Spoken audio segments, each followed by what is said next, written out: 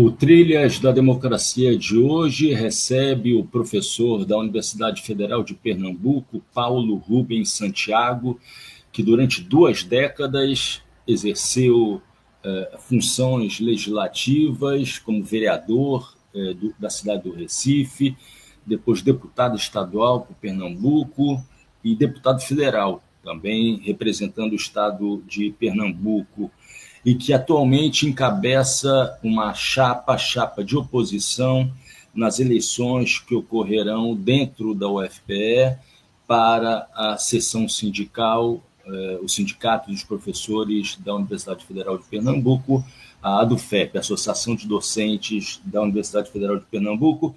Paulo Rubens, seja muito bem-vindo, é um prazer recebê-lo de novo no Trilhas da Democracia, depois de um certo tempo de ausência tua. Seja muito bem-vindo, Paulo, é um prazer recebê-lo. Olá, Marco, um prazer é meu, prazer estar com você, com os telespectadores, com os internautas. Temos aí uma boa pauta para o debate acerca da Universidade Pública Brasileira. É um prazer, mais uma vez, estar com você.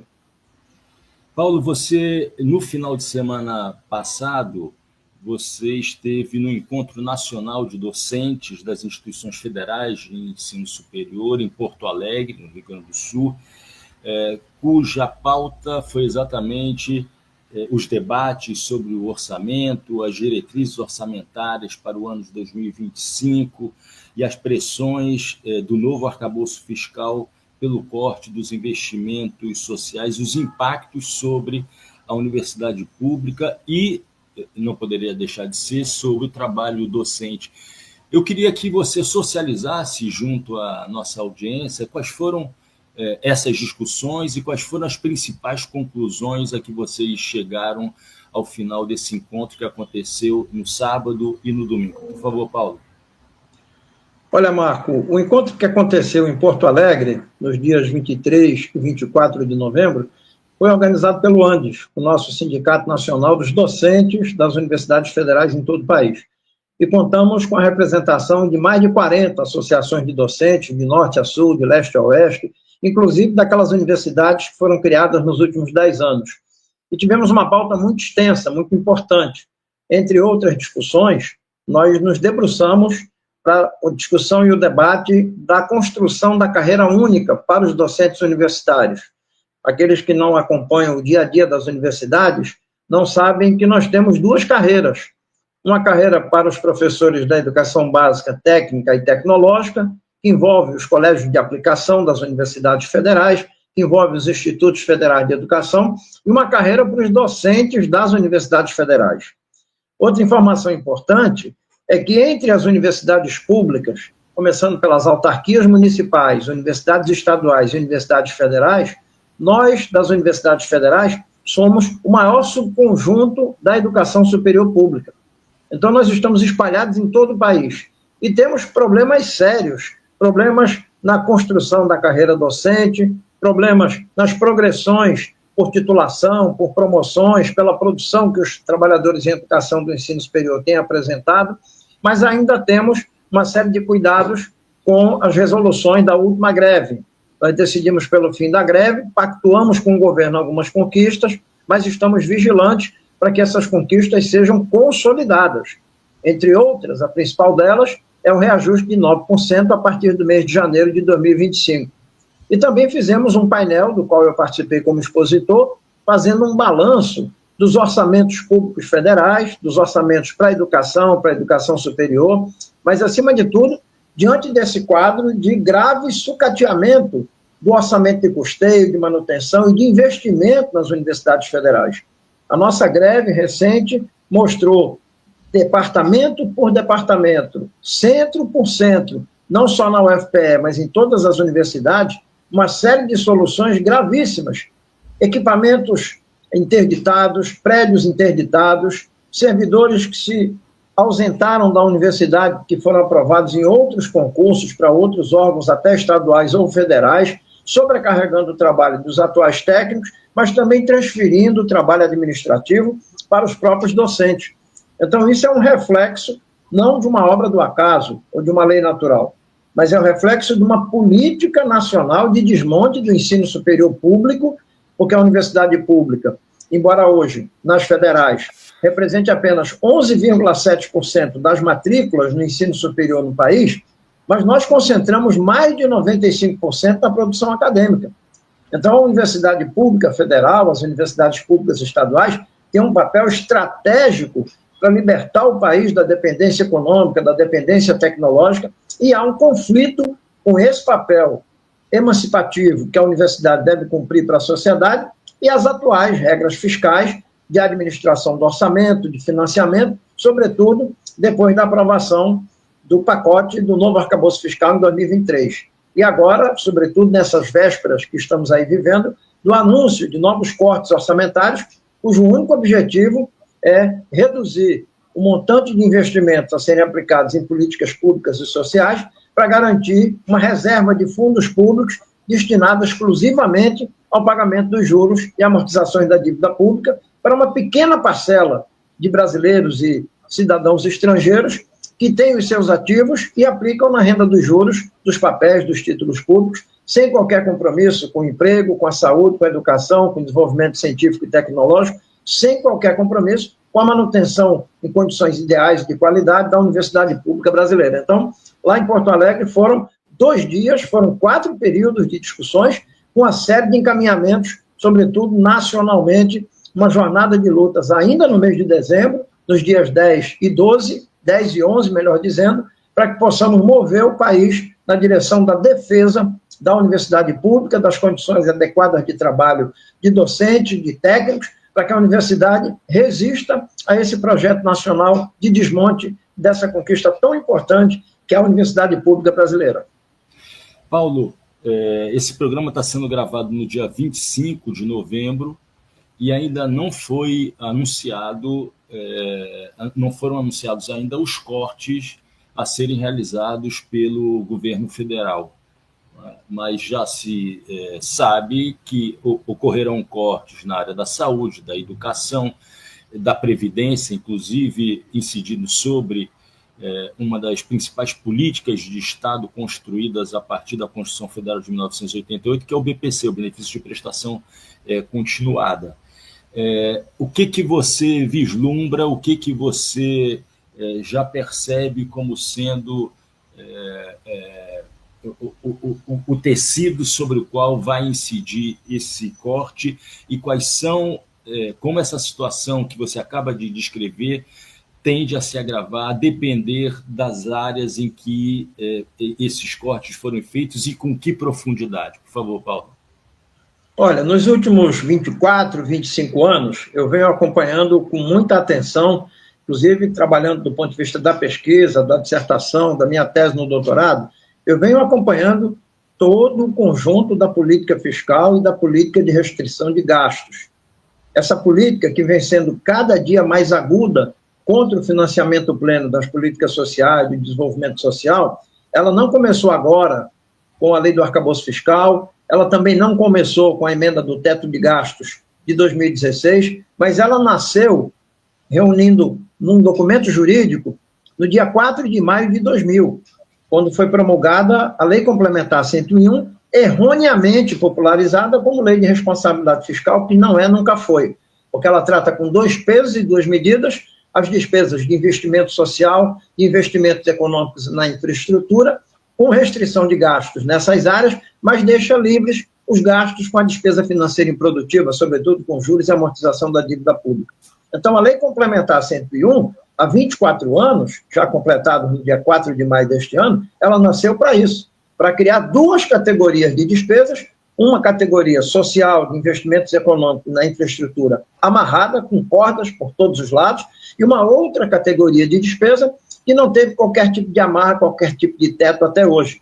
Além disso, as despesas com amortização e juros da dívida pública, elas não foram sequer controladas, como propunha a própria Lei Complementar 101, no seu artigo 4º, inciso 2º, que foi vetado, naquela ocasião, em maio de 2000, pelo então presidente Fernando Henrique Cardoso. Então, a gente está prestes a completar, Marco, um quarto de século em que a gestão do orçamento público, a gestão das finanças públicas, não tem como objetivo responder aos objetivos da República Federativa do Brasil, que estão muito bem delineados no artigo 3º da Constituição Federal. Não. Vamos completar um quarto de século em que a administração orçamentária ela precariza a progressão social da população brasileira, os direitos humanos, o desenvolvimento econômico, e ela favorece a acumulação da renda do capital a partir do recebimento de juros da dívida pública. Mas de lá para cá, a sucessão de medidas tem acontecido para reforçar mais ainda essa discriminação. Então você sai do governo de Bolsonaro em 2022 e entra no governo do presidente Lula com uma transição, uma emenda constitucional que, em tese, aboliu a emenda do teto de gastos, mas ela fez uma ponte para aprovar a nova Lei Complementar 200 do arcabouço fiscal, que visa os mesmos objetivos. Ou seja, nós entramos numa situação mais radical de déficit nas contas públicas por não conseguirmos arcar com o pagamento dos juros e de amortização. Até antes, até 2014, o Brasil praticava o superávit primário. Você aperta de um lado, solta do outro e paga juros. Em função das políticas do Banco Central, a política monetária, a política cambial, sobretudo, essa conta já não fechou de 2014 para cá. Então, em 2016, se fez o teto de gastos, que se exauriu, porque o crescimento da economia não correspondeu, a taxa de investimento caiu substancialmente e veio a pandemia exigindo do país gastos de reforço ao SUS, assistência social à população mais pobre. Então, com a exaustão da emenda do teto de gastos, entre 2016 e 2022, chega a nova regra do arcabouço fiscal, cujo objetivo central é o mesmo. A dependência da política fiscal para atender ao grande capital continua. O que se pretende com a lei do arcabouço fiscal é sair do fundo do poço e ficar na metade do poço, ou seja, você não teria mais um déficit primário, ou seja, não teria mais aquela condição em que as receitas não conseguem sequer pagar os juros da dívida, e você voltaria para o meio do poço, em que você consegue apertar a despesa social, econômica e de infraestrutura para fazer um saldo que consiga fazer o pagamento dos juros. É o que eles chamam, os economistas conservadores, as entidades do mercado financeiro, de sustentabilidade da dívida pública. Mas, para isso, você vem quebrando o SUS, você vem quebrando a administração do orçamento federal para a educação, você vem precarizando as políticas de investimento na infraestrutura, na habitação, no saneamento, no conjunto de políticas sociais que podem elevar o índice de desenvolvimento humano e assegurar os direitos humanos para toda a população. A universidade está nesse bojo, a universidade está nessa linha de tiro, sendo atacada quando sequer tem na Constituição um vínculo específico para a educação superior. É bom destacar isso. Para a educação básica, há um fundo, o Fundeb, que pega parte das receitas dos estados e municípios, e nesse fundo, que é um fundo estadual em cada unidade da federação, o governo federal complementa. Pois os conservadores já estão dizendo que o governo está colocando dinheiro demais na educação básica, que é preciso mudar a forma de vincular.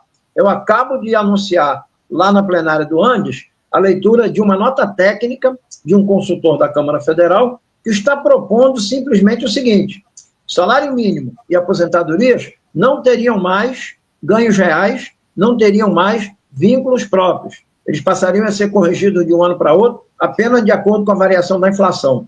E os pisos constitucionais da saúde e da educação sairiam da Constituição, vejam bem, sai da Constituição e passa de um ano para outro a receber apenas a correção da inflação. Ora, os nossos pisos, eles estão muito distantes da real necessidade de fortalecimento do SUS, da real necessidade de garantia de fundos próprios para garantir a expansão e a qualificação das universidades federais. Então, nós estamos diante de uma ameaça que tomou corpo em 2015, com aquele célebre documento do PMDB intitulado Uma Ponte para o Futuro, porque já naquele documento, há 9 anos, se dizia: tem que tirar a saúde e a educação dos vínculos constitucionais para liberar o orçamento. Liberar o orçamento para quê? Para pagar sem qualquer tipo de regra, sem qualquer tipo de teto, a despesa financeira improdutiva, que é exatamente correspondente à emissão de títulos do Tesouro Nacional e a utilização desses títulos pelo Banco Central nas suas políticas monetária e cambial junto ao mercado. Paulo, acho que esse é um momento apropriado para eu fazer referência aqui. Quer dizer, esse programa está sendo exibido no dia 29, né, no sábado, dia 29, e amanhã, no dia 30, né, nós receberemos aqui o professor do Instituto de Economia da UFRJ, presidente do Centro Internacional Celso Furtado, Carlos Pinto de Feld, que tratou exatamente da irresponsabilidade que permeia o debate sobre a responsabilidade fiscal, procurando mostrar que existe um reducionismo de matriz conservadora, de origem conservadora, no campo econômico, que procura tratar, limitar os gastos de um ano para o outro, o aumento dos gastos de um ano para o outro, dos investimentos, na verdade, de um ano para o outro, por parte do poder público, apenas a essa elevação quantitativa, né? Sem levar em consideração outros aspectos, como, por exemplo, o crescimento ou não do produto interno bruto, o crescimento ou não do consumo interno, o crescimento da população, entre outras enchentes, como aquela que aconteceu no Rio Grande do Sul.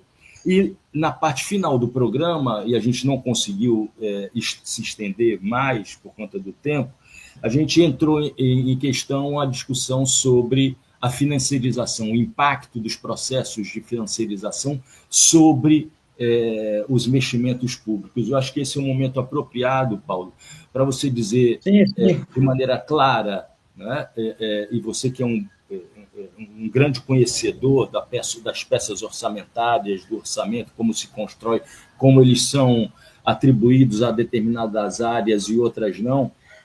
Como é que o processo de financiarização da economia, que é um processo global, incide sobre a realidade brasileira e acaba retirando recursos de áreas essenciais em termos sociais, como a área da saúde, da educação e da previdência? Por favor, Paulo. Olha, para ajudar na melhor compreensão do internauta, nós podemos traçar uma análise da questão da financiarização olhando para a clássica figura do velho disco de vinil, que tinha o lado A e o lado B. Então, o fenômeno da financiarização ele se expressa basicamente em dois lados. Do ponto de vista do capital, do ponto de vista das empresas, das pessoas jurídicas, dos grandes capitalistas, o fenômeno da financiarização ele foi se consolidando nos últimos 50 anos com uma opção clara de transformar o lucro derivado da produção, da circulação da mercadoria e da extração da mais-valia, da força de trabalho, da superexploração do trabalhador, esse lucro ele não voltou integralmente para o processo produtivo.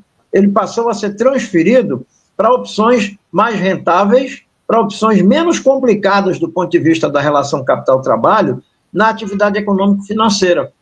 Então, você tem hoje no mundo uma disparidade gigantesca entre o PIB real, que vem da agricultura, da prestação de serviços, da produção de mercadorias, e o PIB, entre aspas, que vem da esfera meramente financeira. Então, a financiarização ela foi muito bem descrita por uma sucessão de autores, François Chesnais, autores brasileiros têm trabalhado isso à exaustão, eu não vou me deter aqui no nome de 2, 3 ou 4 ou 5, mas ela está muito bem caracterizada, sobretudo a partir do fim dos anos 90, por José Carlos de Souza Braga, professor da Unicamp, que na sua tese, Temporalidade da Riqueza, e posteriormente nos escritos que sucederam a sua tese, ele mostra a dominância financeira do processo de acumulação de riqueza pelo capital. Então esse seria o lado A, ou seja, o lucro ele se transforma numa máquina de fabricação de dinheiro sem passar pela produção. E o lado B é a captura do Estado pelo endividamento irresponsável, pelo endividamento sem vínculos com a infraestrutura, com as políticas sociais, com o desenvolvimento humano, como vimos em alguns momentos na história recente do Brasil, e esse endividamento passa a sequestrar a arrecadação tributária, sobretudo na virada do século XX para o século XXI, quando o Brasil, tentando sobreviver do período crítico do impacto da dívida externa dos anos de 1970, início dos anos de 1980, faz determinadas escolhas de política econômica que comprometem a sua soberania, a sua autonomia diante da força do grande capital financeiro internacional. Então, o Estado ele passa a ser não aquele Estado para produzir o bem-estar social, o crescimento econômico, a distribuição da riqueza e da renda. Ele passa a tirar impostos e contribuições da maioria da sociedade de forma desigual, aí isso se chama injustiça fiscal, uma tributação indireta, uma tributação regressiva, mas transfere para a minoria mais rica da sociedade, que aplica os seus ativos, o seu lucro, os seus excedentes de patrimônio na renda da dívida pública. Então, você financiariza o gasto público, ou seja, o gasto público, ele não é hoje majoritariamente para as despesas sociais, para as despesas econômicas, para as despesas com ciência e tecnologia, com infraestrutura urbana, com reforma agrária. O orçamento hoje é um orçamento da servidão a essa acumulação improdutiva do capital. E algo mais grave, que eu apontei lá no encontro do Andes em Porto Alegre. Quando você compara, Marco, na lei orçamentária ano após ano, você começa a lei orçamentária nos primeiros artigos dizendo quanto vai ser o orçamento fiscal de impostos, de contribuições para o próximo ano. Quanto vai ser o orçamento da Seguridade Social, que engloba saúde, assistência e previdência social. E, por fim, quanto vai ser o orçamento para o mero refinanciamento da dívida pública. O que é que significa isso?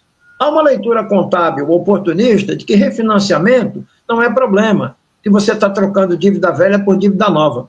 Isso é falso, porque quando você olha os dados dos últimos 20 anos, o refinanciamento ele se agigantou no orçamento público. Significa que você está empurrando com a barriga, trocando título de dívida velha por título de dívida nova, mas ele passa a ter uma magnitude tão grande que em 2022 o orçamento por refinanciamento da dívida foi maior do que o orçamento fiscal e foi maior do que o orçamento da Seguridade Social. E tem se mantido maior, 400, 500, 600, 800 bilhões maiores do que o orçamento da Seguridade Social. Então é o sequestro definitivo de todo um país que produz, que administra seus fatos econômicos, geradores de bens, serviços e riqueza, e vem com a tributação do Estado, extraindo o fundo público, que não volta para a sociedade, não volta majoritariamente na divisão do bolo, na divisão da pizza, na divisão da sacola de pães para uma família, não volta para a maioria. É concentrado para aumentar a renda fictícia do capital. Ora, o que é o arcabouço fiscal? O que é a lei de responsabilidade fiscal? O que é a expressão austeridade fiscal? É exatamente em torno da temática fiscal esse conjunto de outros argumentos para justificar o quê? Sacrifício, privações, cortes, retenção, contenção, contingenciamento, para quê e para quem? Para quem precisa do Estado na periferia urbana, para quem precisa do Estado na periferia da saúde, para quem precisa do Estado nas creches públicas, para quem precisa do Estado na segurança pública, para quem precisa do Estado para ter acesso aos bens e aos produtos que a sociedade oferece. Então, nós estamos numa situação caótica, e mesmo com sucessivas eleições, em que a gente escolhe como impedir o avanço da extrema-direita, do fascismo, do golpismo, mas mesmo assim, os programas econômicos não são colocados para o debate político-eleitoral. Você vota numa candidatura, em geral, nas últimas eleições, contrária a outra candidatura conservadora, de direita, das grandes elites econômicas, financeiras, agrárias, do agronegócio, mas o programa econômico não fica claro. Então, você teve com Dilma Rousseff, Joaquim Levy no Ministério da Fazenda, você teve com Lula, em 2003, Henrique Meirelles como presidente do Banco Central, e você tem Fernando Haddad, que, embora tenha uma trajetória vinculada à história do Partido dos Trabalhadores, hoje ele é o avalista do ajuste das contas para sair da condição de déficit primário para a condição de superávit primário, ou seja, o poço continua nos engolindo, o poço do desvio do fundo público para a renda fictícia do capital. Então, é preciso, e nós discutimos isso em Porto Alegre, é preciso que as grandes entidades nacionais se descolem dessa anestesia, dessa inércia, dessa apatia, ou seja, eu posso ter votado como votei no presidente Lula, mas isso não me impede de ler, de estudar, de debater, de questionar e de propor que haja movimentos na sociedade para contrapormos-nos a essa lógica rentista de ajuste fiscal, de austeridade fiscal, para atender a quê? A quem? Para atender ao andar de cima dos rentistas, dos grandes capitalistas e daqueles que trazem seus rendimentos para aplicação em renda de juros no Brasil, mas não pisam aqui. Não precisa pegar um avião na Europa, nos Estados Unidos, na Inglaterra e vir para cá para fazer investimento. É tudo digital, é tudo eletrônico. É o avanço das tecnologias sobre o movimento das finanças. Então, a gente está numa situação que ela, na ponta, vai comprometer e vai transformar, se não houver resistência e reação, a universidade pública numa instituição ameaçada de extinção.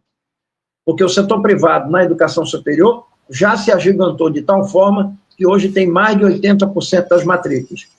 E para fins de redução de custo, de aumento do lucro, esse setor privado, ele não só trouxe de fora para dentro fundos financeiros para o seu capital.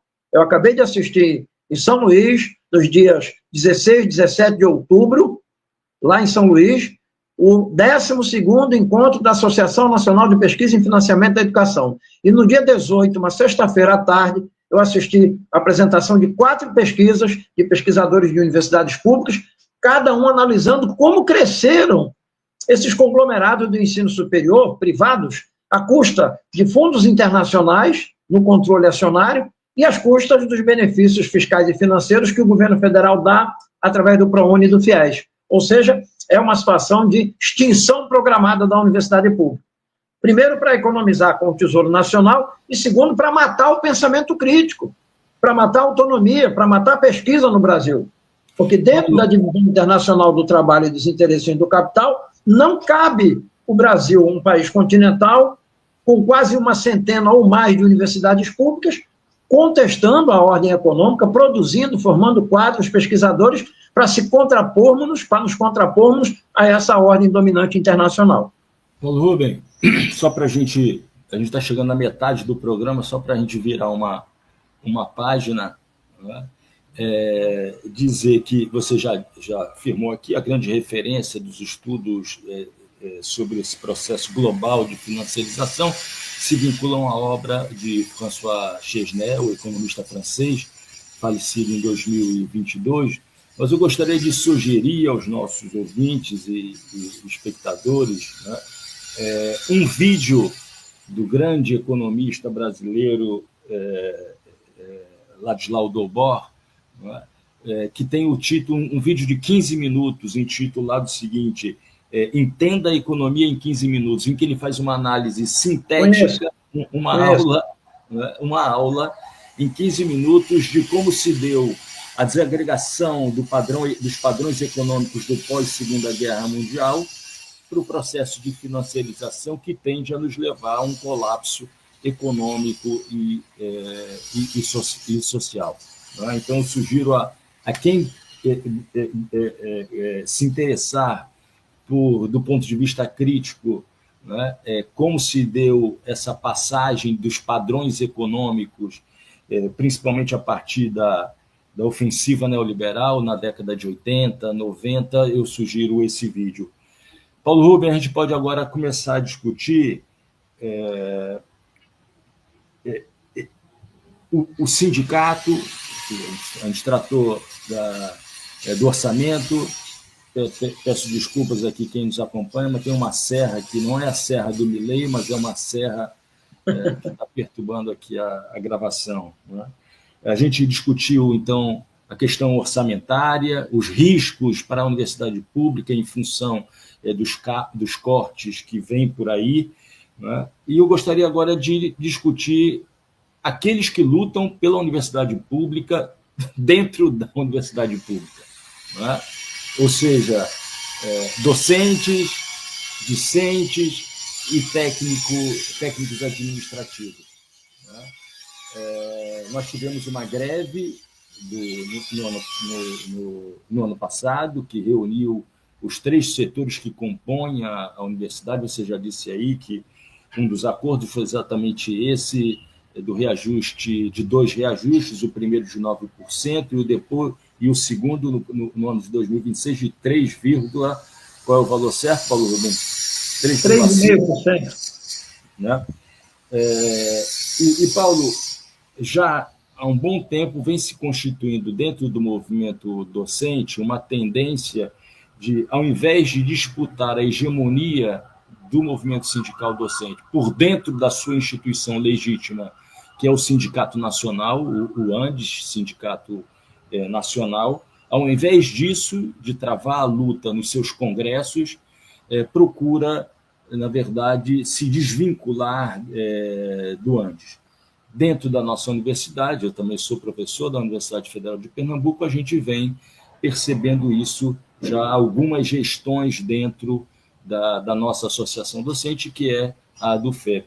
Eu queria que tu analisasse, né, queria que tu dissesse qual é a tua avaliação desse movimento, que seria um movimento, digamos, mais do que bem-vindo de travar a disputa dentro dos congressos do Andes, ao invés disso, se desvincular do Andes, fazendo uma série de movimentações que passam, inclusive, pelo não repasse de recursos das associações discentes para o Sindicato Nacional. Por favor, Paulo, você fique à vontade para responder na ordem e da forma como você quiser.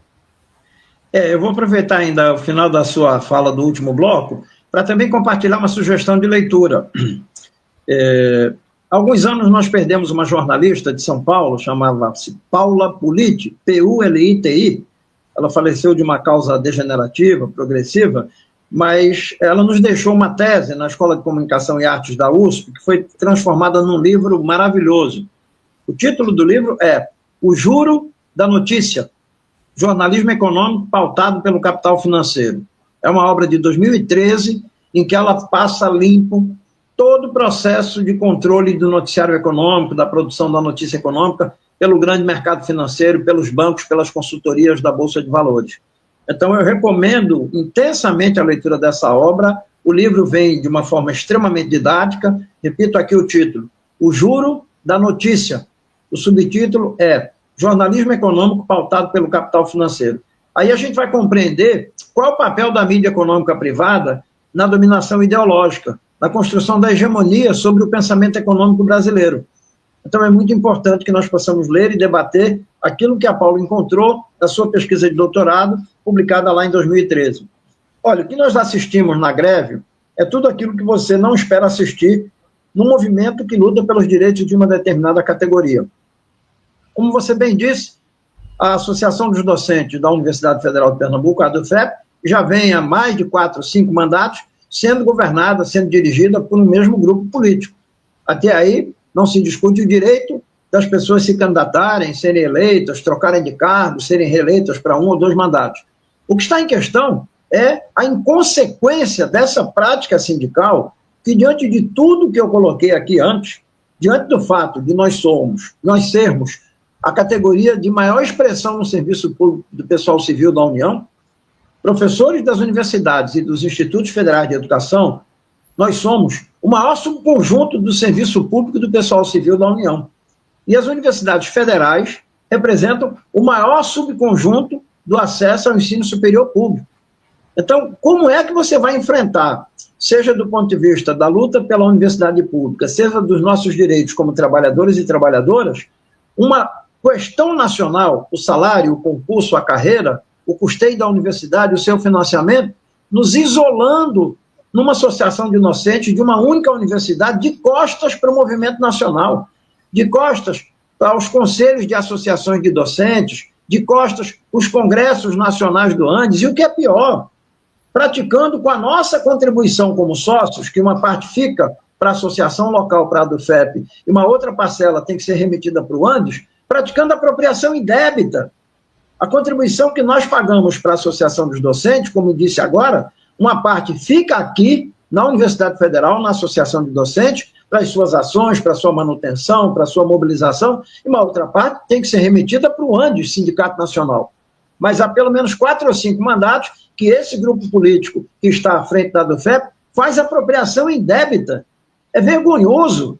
Você paga a mensalidade e uma parte tem que ir para a sua entidade nacional, da qual a ADUFEP é estatutariamente e legalmente uma seção sindical, e eles se apropriam desse recurso, ou seja, precarizam a nossa contribuição para a nossa luta nacional.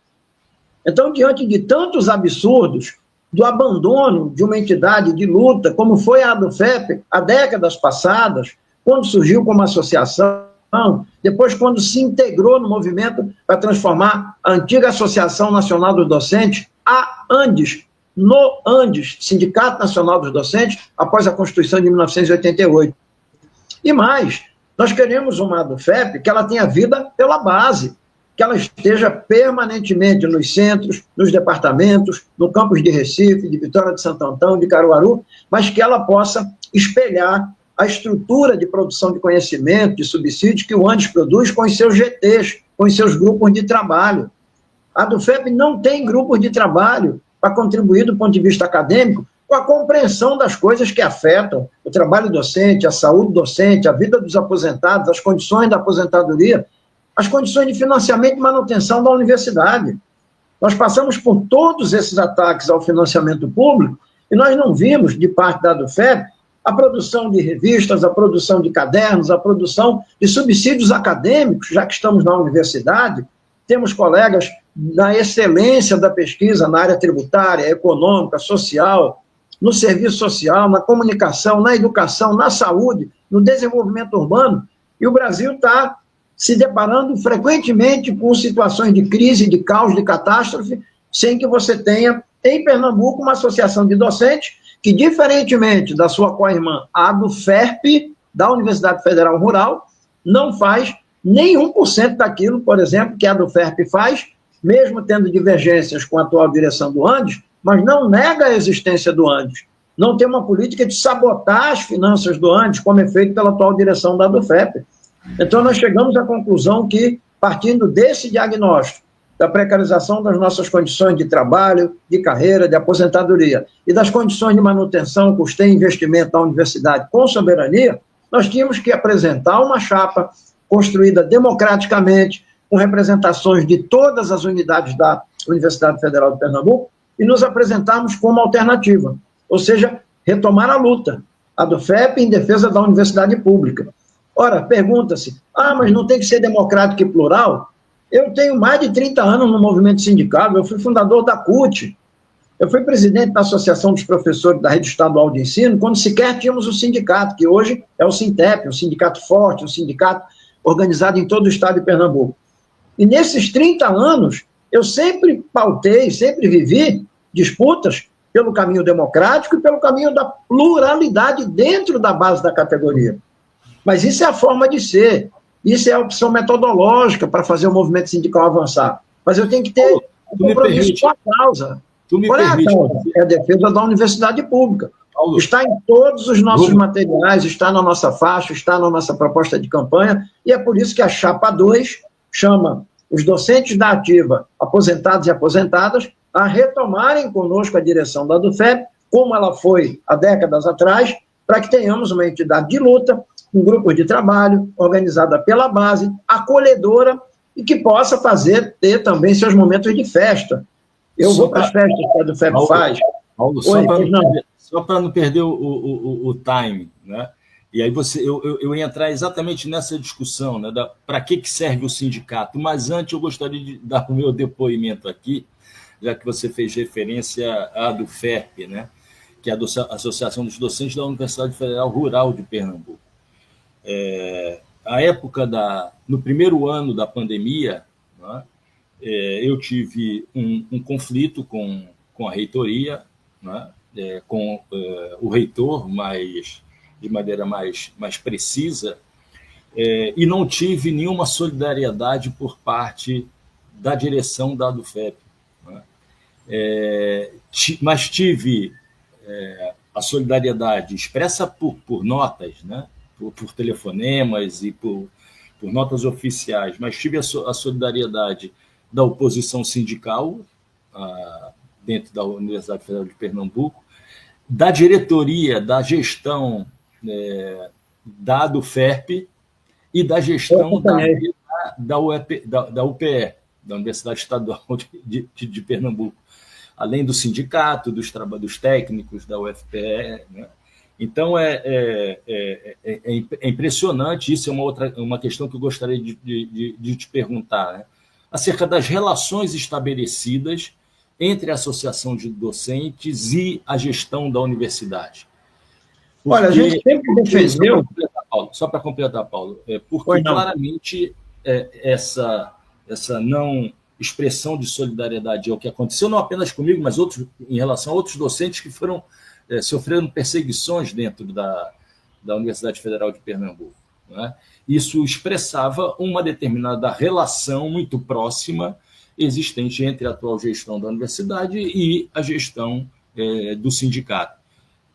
Por que essa aproximação ela não deve existir nesses termos, para depois a gente discutir para que serve o sindicato? Por favor, Paulo.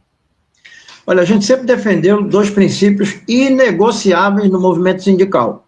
Eu lembro ainda, quando sindicalista, o então presidente do Sindicato dos Metalúrgicos de São Bernardo do Campo, Lula, com quem estive em 1981, na primeira conferência da classe trabalhadora, na Praia Grande, no município de Santos, no litoral, em São Paulo, e 2 anos depois, no congresso de fundação da CUT, lá em São Bernardo do Campo, no pavilhão Veracruz, defendendo a liberdade e a autonomia sindicais. No ponto de vista de quem integra a Chapa 2, retomar a luta, a ADUFEP em defesa da universidade pública, as relações da ADUFEP, seja com a reitoria da UFPE, seja com o ministro da Educação ou com o presidente da República, são relações institucionais que têm que ser pautadas pela autonomia. Ora, nós estamos cotidianamente envolvidos com questões econômicas, os salários, as carreiras, os concursos, os processos de aposentadoria. É bom lembrar, para quem não conhece especificamente a condição do profissional da educação do ensino superior, aqueles colegas que entraram após 2013, ou seja, há 11 anos na universidade, já não terão, ao fim da sua vida profissional, a aposentadoria integral. Terão como teto a aposentadoria máxima do INSS e, se assim entenderem, poderão recorrer a um fundo suplementar, a um fundo complementar, melhor dizendo, de previdência, que é o FUNPRESP, que aplica tudo aquilo que é arrecada em título público. Foi isso que disse o representante do FUNPRESP há pouco tempo aqui. Então, quando nós vemos a atual direção da ADUFEP de costas para a luta nacional, embora sejamos uma categoria nacional, de costas para a defesa de uma pauta nacional para as universidades, embora sejamos a maior parcela do ensino superior público no país, como universidades federais, não há outra alternativa se não oferecermos uma outra perspectiva de direção para essa entidade sindical. Um sindicato de base, um sindicato de luta, uma política de comunicação, com capacidade de congregar os pesquisadores, as pesquisadoras, os docentes, na produção de conhecimentos, para nos ampararmos na construção de um outro caminho para a universidade pública brasileira. A universidade pública brasileira está sendo destruída. Por mais que se inaugure uma universidade aqui, outra acolá, o presidente Lula anunciou mais 100 unidades dos institutos federais de educação, e as pessoas que estão nos atuais institutos disseram, tudo bem, são mais vagas nos institutos federais, como é que vai ser a manutenção? Porque os institutos atuais estão numa situação de absoluta precarização, então você vai criar novos institutos sem garantir o custeio e a qualidade da educação que é oferecida nos atuais institutos federais. Então, nós estamos com esse comprometimento. Nós temos um diagnóstico muito claro da nossa situação como servidores, docentes universitários federais, um diagnóstico muito claro do que se passa na universidade, e eu lembro aqui o saudoso Florestan Fernandes. O diagnóstico errado conduz a sacrifícios inúteis e compromete possibilidades muito importantes de transformação do país. Então, a gente não pode errar o diagnóstico. Ora, me lembra o filme Titanic, o navio afundando e aquela orquestra tocando lá no convés para animar os passageiros. Então, a gente está sendo atacado por todos os lados, pela mídia econômica, pelo mercado, pelo próprio Ministério da Educação, e tem gente que acha que a ADUFEP tem que ficar entregando a agenda do ano para professor, colocando contador para fazer imposto de renda, fazendo festa. Isso tudo é serviço. Isso tudo pode fazer parte da relação de um sindicato com a sua base. Mas isso não é a espinha dorsal, não é a razão principal de uma entidade sindical de uma categoria nacional. Por isso é que nós queremos retomar a luta e colocar a ADUFEP a serviço desse processo de fortalecimento do Andes, da nossa voz nacional, em defesa da universidade pública, gratuita e de qualidade. E Paulo, algumas questões muito pontuais, a gente está entrando no último quarto do programa, né? E que surgiram a partir da pandemia da Covid-19, né? Ou pelo menos afloraram no decorrer da pandemia da Covid-19. Como, por exemplo, votação, assembleias sendo convocadas virtualmente, para realização inicialmente apenas de maneira virtual e depois metade virtual, metade presencial, inclusive o processo de votação. Isso expressa um tipo de sociedade que cada vez mais perde o seu sentido de participação política? Olha, Marco, o que a gente sentiu durante a greve é um grosseiro processo de manipulação do processo tecnológico na vida de um sindicato. Todos nós estamos acostumados a trabalhar online, não só porque passamos por uma pandemia e vimos essa realidade bater à nossa porta, mas porque tudo isso já está incorporado à vida do cidadão. Mas há um porém. Quando você coloca exclusivamente aquele momento em que o associado recebe uma senha, pode votar, esteja onde estiver, no Brasil, no exterior, no Recife, em Salvador, em Belém, no Paraná, independente de ter a participação necessária para convencer e ser convencido, para ouvir e ser ouvido, você está despolitizando, você está precarizando a construção dos rumos de uma categoria essencial, como somos nós, os docentes e os servidores. Nós, em momento nenhum, nos colocamos contrários ao voto eletrônico, ao voto online. O que nós não podemos admitir é que se assegure a um associado a única alternativa dele, naquele momento, receber um link, ir lá e votar, e não ter sequer o direito ou o dever de participar, dando quórum, participar ao vivo, ouvindo os debates, os argumentos, a defesa de teses, e, se for o caso, se inscrevendo, convencendo, contestando aqueles que estão lá tentando construir os rumos que representam os interesses da categoria. Nós tivemos um exemplo, embora não online, mas sim presencial, de uma reunião plenária do Centro de Educação da UFPE, logo no início da greve, já na segunda metade do tempo da greve. Um professor do Centro de Educação disse, olha, eu cheguei aqui com uma posição muito clara contra a greve era inadequada, era inconsequente, mas depois de ouvir os argumentos, ouvir os prós e contras, os dados que vocês nos trouxeram, eu já estou concordando em 80% com os argumentos de vocês. Eu até brinquei com ele, poxa, então só falta 20% para a gente chegar a um consenso. Mas isso é a demonstração daquilo que nós optamos, ou seja, nós optamos durante a greve para fazer piquetes pedagógicos. Nós chegávamos onde foi possível. Centros, departamentos, professores, professoras, ouvíamos professores contrários à greve, é inoportuna, é inadequada, atrapalha o calendário escolar, respeitamos todas as posições, mas não nos furtamos de compartilhar aquelas informações que representam a gravidade desse momento de orçamento, de financiamento, de sustentação, de custeio, mas, sobretudo, a gravidade da nossa carreira docente. Como eu disse, quem entrou depois de 2013 pode chegar ao ápice da carreira como professor titular, mas não vai levar para casa o salário de professor titular. Vai levar como teto R$ 7.500. Hoje, o teto da Previdência do INSS. A substituição de professores titulares, professores efetivos, por professores substitutos. Ora, eu disse lá em Porto Alegre, o termo professor substituto é um termo elegante, porque o que está acontecendo na educação básica, em nome da substituição dos ativos pelos substitutos, são os contratos temporários. O Brasil tem hoje, na rede municipal e nas redes estaduais, mais de 50% de professores e professoras com contratos temporários, precários. Você é professor em janeiro desse ano, não sabe se é em janeiro do ano que vem. O professor substituto na universidade, ele não fica ad infinito. Ele tem um prazo e depois ele tem que ir embora da universidade. Por quê? Dada a precarização, da falta de fundos para a realização dos concursos regulares, para não ter vacância, para não ter professor titular sendo substituído, professor efetivo por professor com contrato precário.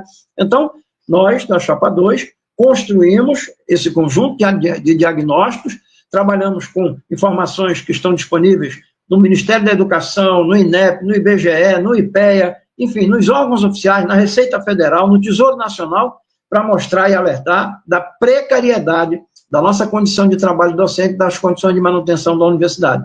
E não podemos admitir uma posição inconsequente e irresponsável de uma direção que, para atender aos seus próprios interesses de grupo político ou de partidos políticos que têm hegemonia nesse grupo que lá está, dão as costas para a nossa condição de sermos servidores nacionais, servidores federais, docentes das universidades públicas federais do Brasil. Por isso é que nós formamos a Chapa 2, estamos aí trabalhando para chegarmos à vitória nas eleições do dia 9 e 10. O voto será eletrônico, mas nós estamos trabalhando para qualificar a compreensão desse momento e qualificar a escolha do programa da Chapa 2 como alternativa para a direção da DUFEP no próximo biênio. É isso. Paulo, a gente chega ao fim desse Trilhas da Democracia. Muito obrigado mais uma vez, é sempre muito bom te ouvir com bastante lucidez. né? E amanhã, às 15 horas, vai haver certamente uma relação de continuidade com várias das questões que foram tocadas aqui, principalmente da primeira parte do programa, com a entrevista que irá ao ar, como eu disse, amanhã às 15 horas, com o professor do Instituto de Economia da Universidade Federal do Rio de Janeiro, presidente do Centro Internacional Celso Furtado, Carlos Pincusfeld, em questão a irresponsabilidade do debate sobre a responsabilidade fiscal. Grande abraço, Paulo. Boa sorte nas eleições. Por favor, a sua última palavra de despedida para a gente encerrar. Eu quero, mais uma vez, lhe agradecer, Marco, por essa oportunidade e pedir aos internautas, aqueles que vão assistir esse programa, aqueles que passaram pela universidade, que têm amigos, amigas, professores, professoras, conversem com seus colegas, conversem com seus ex-professores, professoras, com aqueles que, como você, compreendem a importância da universidade pública no país, a importância da carreira docente no país. E me permita só uma última sugestão de leitura. A economista italiana Clara Mattei, com 2 textos... Momento cultural. Exatamente. Ela publicou, está disponível no Brasil em língua portuguesa, um título interessantíssimo, que se chama A Ordem do Capital. Quando os economistas inventaram a austeridade e abriram a porta para o fascismo. Ela teve como objeto de reflexão, de estudo histórico, a realidade europeia e italiana, sobretudo. Mas você aplica com muita propriedade, com muita proximidade, essa conduta de austeridade, de imposição de modelo econômico, abrindo a porta para a ascensão do fascismo. Foi exatamente o que a gente viu quando sucessivos governos no Brasil fizeram as práticas de austeridade fiscal, fazendo com que a base social mais pobre findasse se deixando levar por promessas, por influências, por setores neofascistas, como se nós pudéssemos, da noite para o dia, negar um sistema como um todo e construir do nada um novo sistema político, econômico e social. Então, a primeira dica é o livro da Paula Politi, O Juro da Notícia, jornalismo econômico pautado pelo capital financeiro, e o segundo, a obra da Clara Mattei, intitulada A Ordem do Capital, quando os economistas inventaram a austeridade fiscal e abriram a porta para o fascismo. Grande abraço, vamos à vitória em defesa da Universidade Pública Brasileira. Grande abraço, Paulo. Ficamos por aqui e não percam amanhã o Trilha da Democracia às 15 horas. Grande abraço.